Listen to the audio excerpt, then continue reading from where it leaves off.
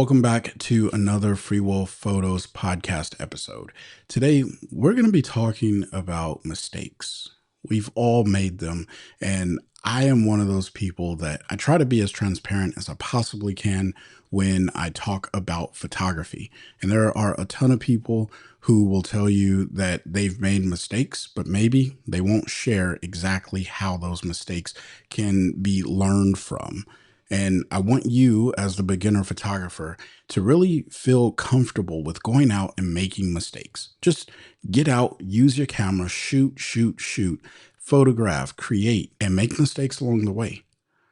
Now, you're going to need to learn from those mistakes because you don't want to always make the mistakes, but you're not going to know what you don't know until you go and make that mistake. And so today, that's what this episode is all about. Let's go. So, first things first, when it comes to making mistakes, the only way that I can really express, making a genuine mistake is you have to be stretching your boundaries. All right. If you are like sitting in your comfort zone, you're not going to make as many mistakes. And if you do make a mistake, then it's even more embarrassing. But instead, when you stretch outside of your comfort zone and you go do something that you typically never do, that's where you're going to make mistakes. And then you're going to learn more about yourself, which is more important than learning about photography. Because when you learn about yourself and how you recover when you make a mistake, you are going to be so much better at life than you are. And photography is just going to be a vessel that helps you get a little bit better at life. And so if there's anything that I can share about that, then you want to make mistakes so that way you get better at life. All right. Hands down, one of the best pieces of advice that I can give right now. The second part is when you when you make mistakes by stretching your comfort zone, well, you're going to want to learn how to fix those mistakes. And then guess what? You've now mastered, or at least you're on the path of mastering a new form of photography, a new level of photography. And so you're going to continue progressing.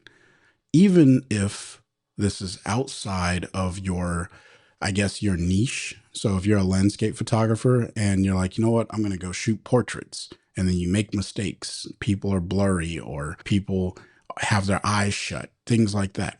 Well, guess what? Now you're going to learn more about how to photograph people. So with their eyes being shut, an easy fix to that is to change your shooting mode. So instead of shooting single shot, shoot in burst, and then kind of shoot through an entire segment. You're going to end up with more photos on your SD card. So that could be another mistake, right? Filling up your SD card, and now you aren't able to photograph at the shoot anymore. We'll talk about that. I've done that, by the way. And so these mistakes really do help you grow. That was just a quick example. But since I already talked about that, I want to talk about my first mistake. And this was me as a father. I was photographing my kids playing at the park, and I was new to photography. Like, this is back in 2012. And I bought an 8 GB SD card. I put it into my camera. I went to the park and I put the camera in burst mode, and I was just photographing, taking pictures. I was a great student. Someone told me like, hey, Chris, you need to put your camera in RAW. And so I figured out how to put my Nikon D5200 into a RAW format. And I just went to town photographing my kids. I was having a blast. I don't even know if any of those photos were in focus when I was taking them. I was just photographing because that's what I wanted to do. That's the reason I got into photography. Well, about, 20 minutes in, I would say, to my kids playing, I noticed that I wasn't able to take any more photos. And it never even dawned on me that I could fill up a memory card, but I did. And I was sitting there and I remember looking at the camera, scratching the back of my head, and I was like, so now what do I do? And I went over, I sat down on this park bench and I just started like going through the photos, and I knew I could delete them off the camera because I had learned this already. And so I was making space, but something else dawned on me. This mistake of filling up the memory card led me to not be able to capture my kids while they were still playing. And that's where it really hurt. That's why this became more of an emotional mistake, emotional memory for me. And I remember making this mistake. I remember a lot of details about this particular day, just as I'm explaining it to you here in this episode. And I was a little disappointed because the whole reason I picked up the camera was to capture my kids' lives and, to be able to share this with them as they get older and with our grandchildren and things of that sort. But I didn't have the ability to do that right then. So that mistake, I remember, I felt it. And so, how do I resolve this problem now? Well, one, I don't shoot in burst mode as much because there was like three things that really led to this mistake. First, I was shooting in burst like crazy, and so I didn't need to be in burst. I was just watching a YouTube video or someone told me, I don't know where I got this information, but it was one of those things where I was like, okay, I'll just shoot in burst and it'll be good. And it didn't actually work out the way that I expected it to. The second issue, I was being cheap.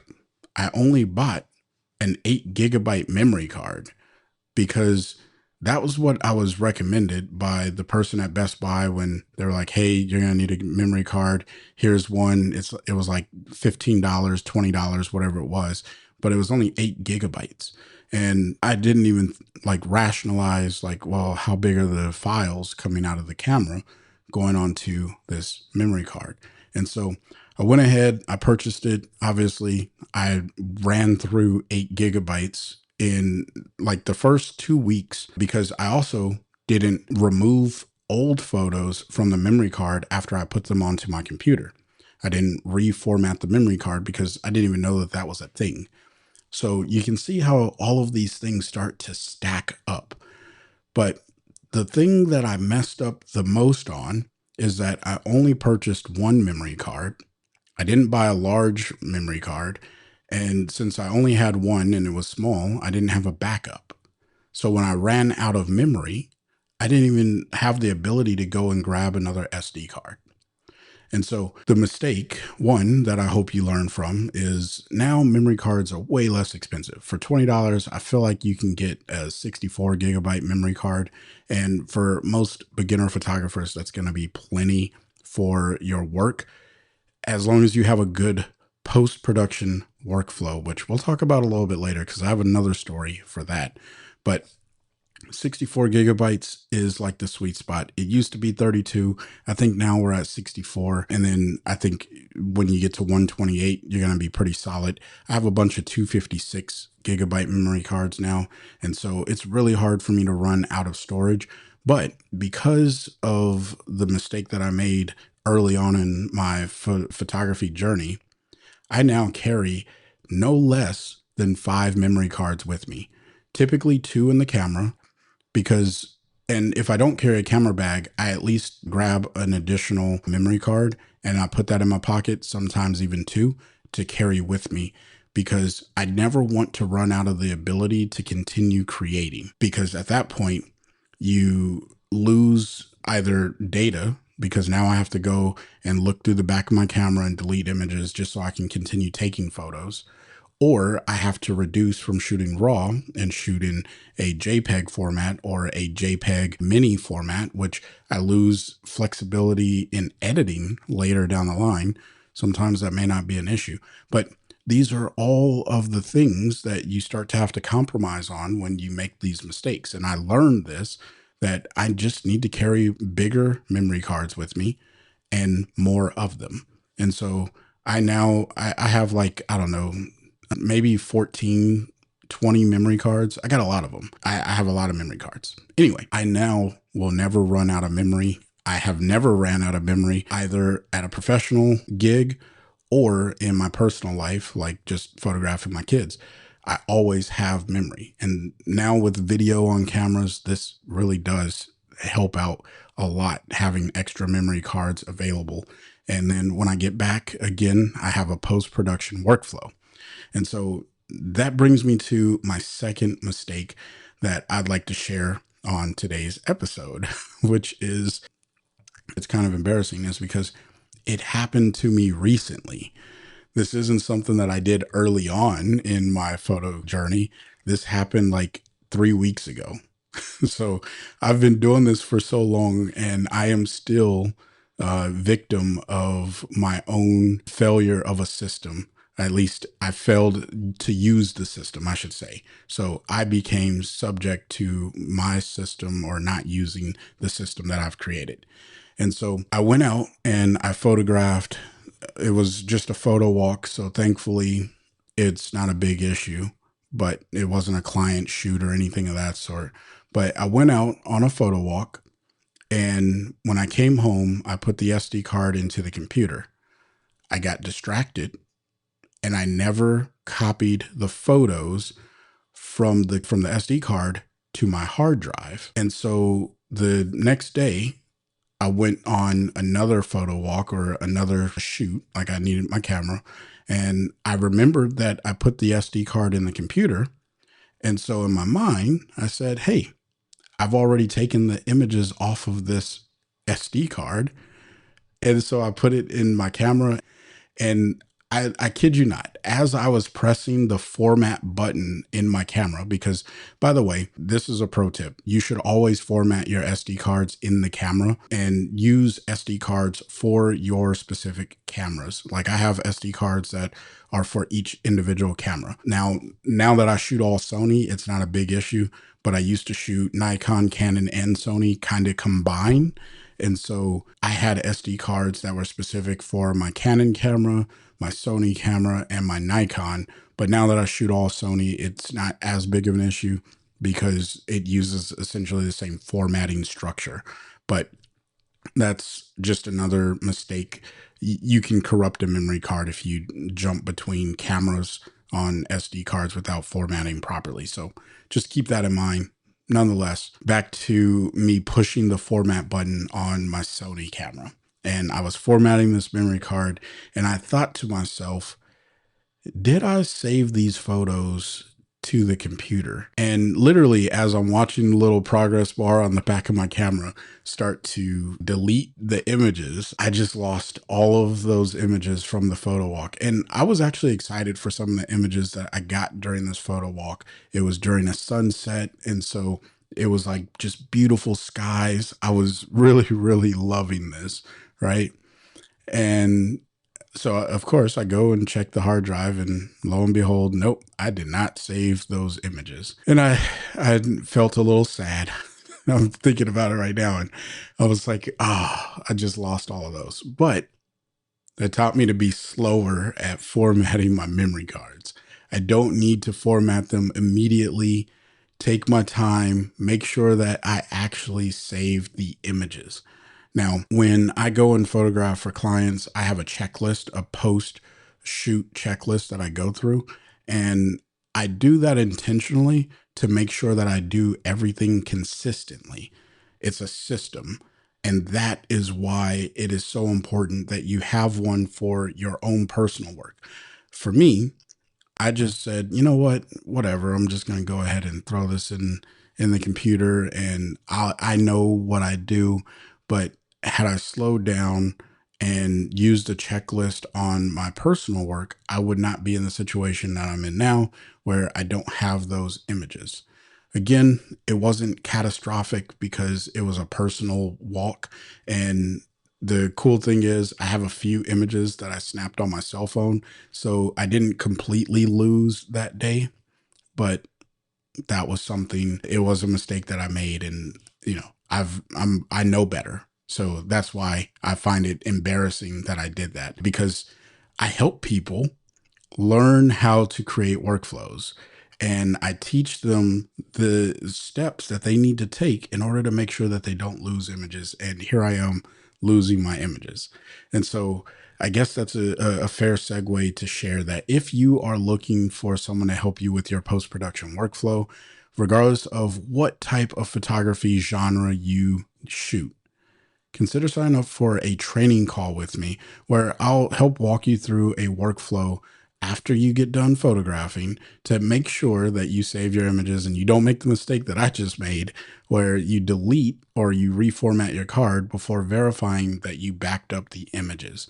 I'll teach you how to back them up in multiple locations so that way if one hard drive fails, you still have access to your images and how to keep the clutter down. So if that's something you're interested in, check the description box or the show notes of this podcast down below or wherever you're listening in order to sign up for that training call. Now, the third and final mistake that I want to share with you today is really on kind of a more happy note, which is accidents. All right. This whole episode is about making mistakes, but sometimes those mistakes are happy accidents or things that you didn't expect you were going to enjoy that you ended up enjoying. And this happens in the way of an image coming out a little bit blurrier than you expected. And it feels a little bit more artistic. And you're like, how did I do that? Sometimes that could be annoying, but other times it could be the thing that differentiates your image from looking sterile and less, I guess, enjoyable to look at to something that is artistic and creative and people asking questions about how did you do this? And it happened to me, I don't know, a couple years back. Doesn't really matter the time frame. I was photographing the lead speaker at this event through a glass that was sitting on a table. And obviously, you're going to get refraction. There's all kinds of issues with that. But I was like, you know what? I think that this would be cool. And it kind of like magnified the space because the glass it was a wine glass. And the glass also had a little bit of wine in it. And so what was cool about it is that the speaker I was using like the frame within a frame technique. That was my thought process, at least. Well, the speaker was blurred and there was this reflection in the wine itself. And so I looked at it and I was like, man, this is a terrible photo. And so I thought I gave that a reject when I was doing my culling because in my mind, I thought it was going to be good, but I was like, okay, looking at it on the computer, this doesn't look that great.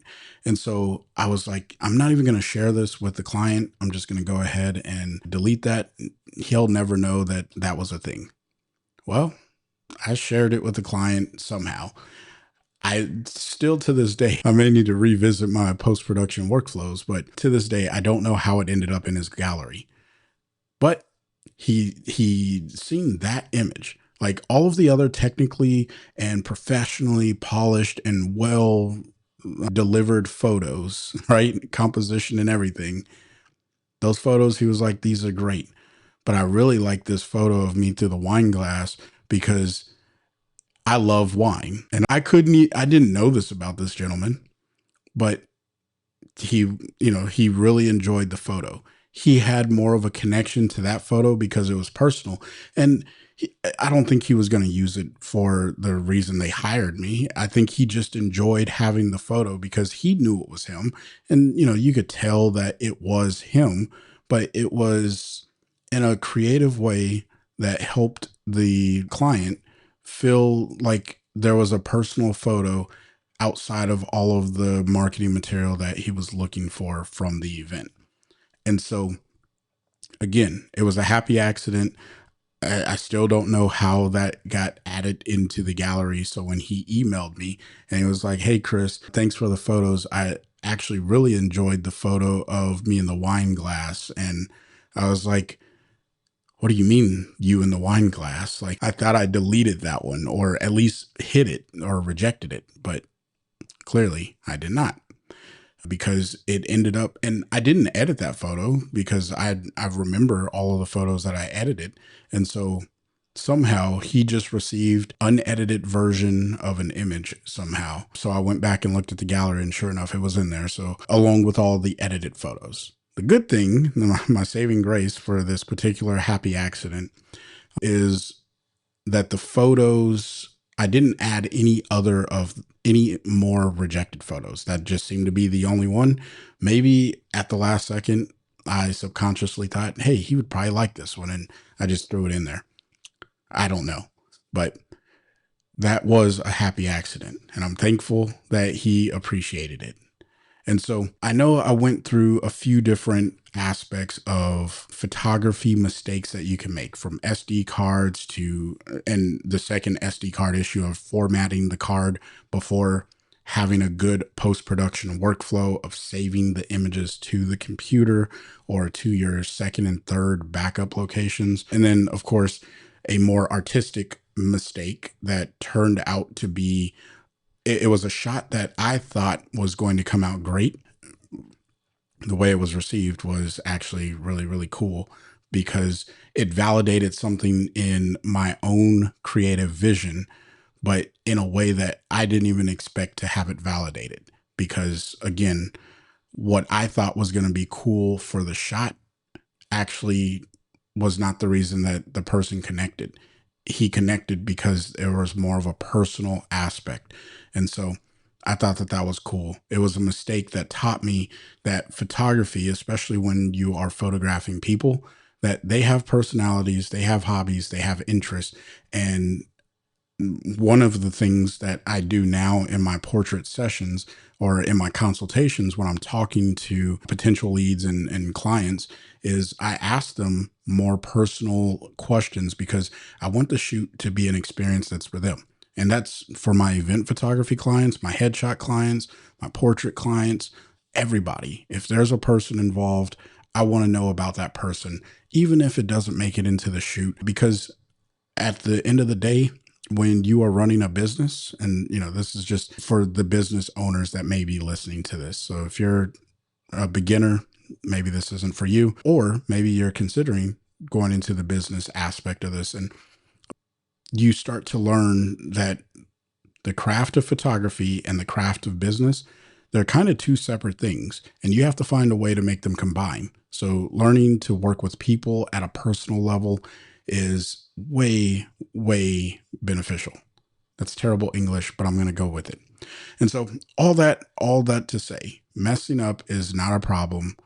You can make mistakes. I recommend that you do make mistakes because it's healthy and it's going to help you grow into a better photographer and, in some cases, a better business person.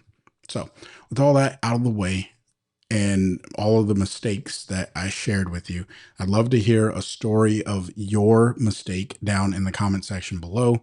So if you are listening to this on some other platform than YouTube, then I would recommend you come over to YouTube because, hey, one, you get to see me. So that could be cool. But two, there's the comment section, and I do monitor the comments. So if you leave a comment, I will comment back. All right. I want to hear your story of mistakes that you may have made similar to what I have or completely different than what I've shared here today. Let me hear your mistakes down in the comment section. Until next time, I want you to stay inspired and keep creating. Peace.